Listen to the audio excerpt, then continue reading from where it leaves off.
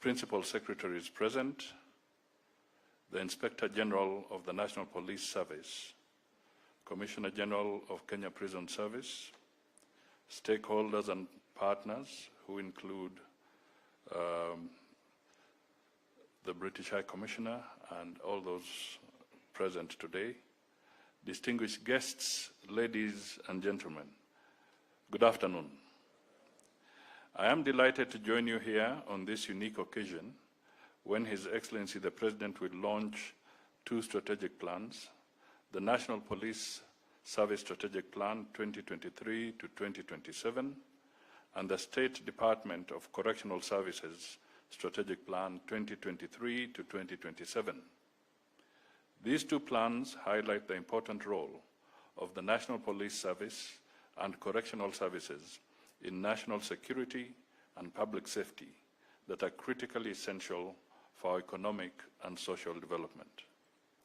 The National Police Service Strategic Plan underlines the government's commitment to ensure that the National Police Service delivers on its vision of being a world-class police service and upholds its mission of providing professional, innovative, and people-centered services to promote a safe and secure society.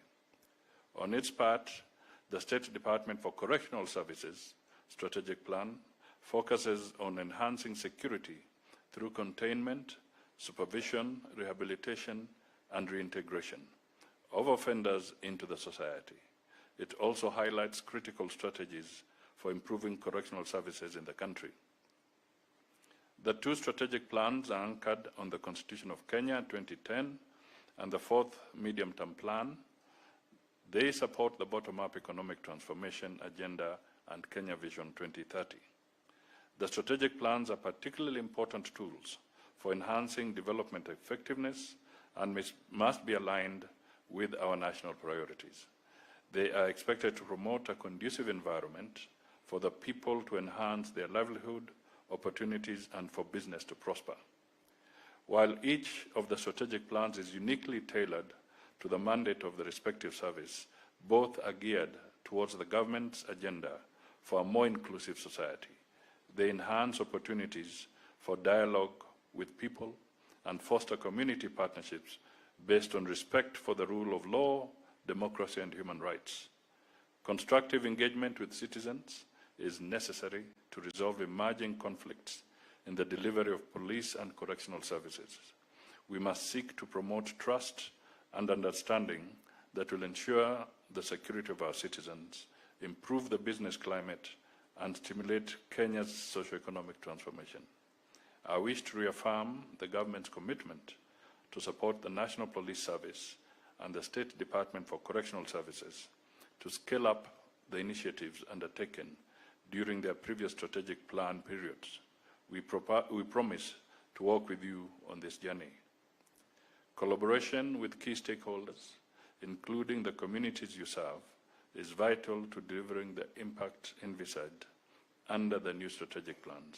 I therefore encourage you to nurture a unified and effective approach through strategic partnerships with key players in the security and correctional services ecosystem.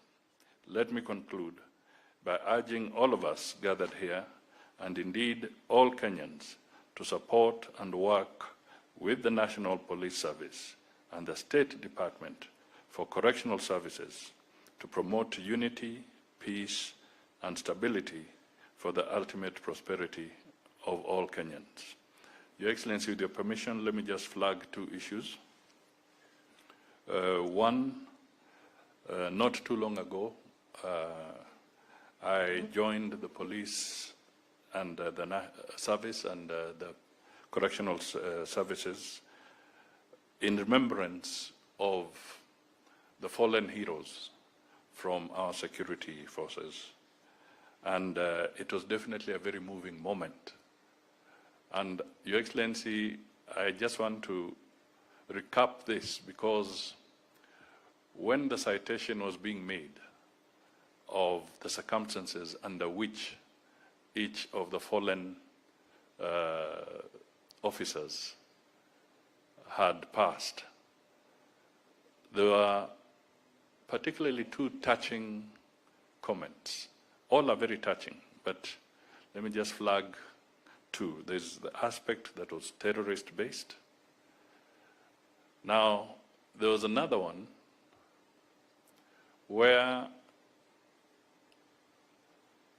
the tragedy came because this officer was safeguarding our national examinations.